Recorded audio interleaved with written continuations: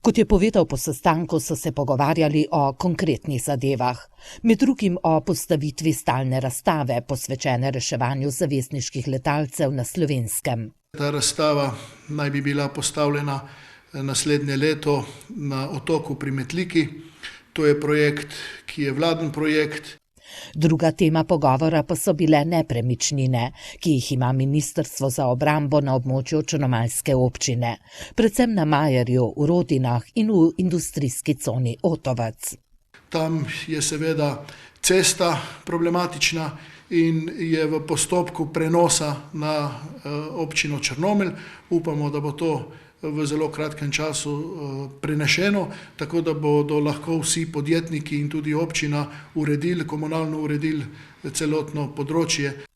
Na Majerju pa ima ministrstvo nekaj zemljišč, ki jih ne potrebuje, pravi Bizjak. Ko bodo dokončno povedali še, katere parcele so tiste, katere nam želijo seveda predati oziroma upoštevajoč veljavno zakonodajo, bomo videli, kakšen ima interes za to občina Črnomelj, mogoče kateri podjetniki ali pa za kakšen rekreativni prostor.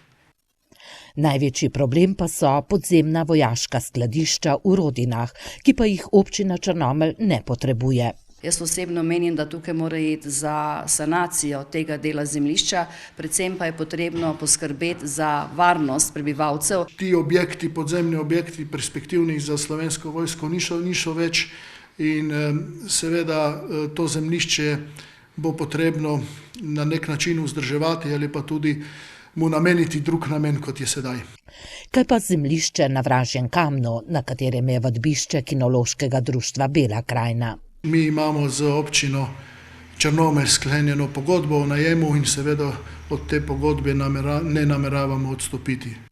Kar pomeni, da migracijskega centra na Vražjem Kamnu ne bo.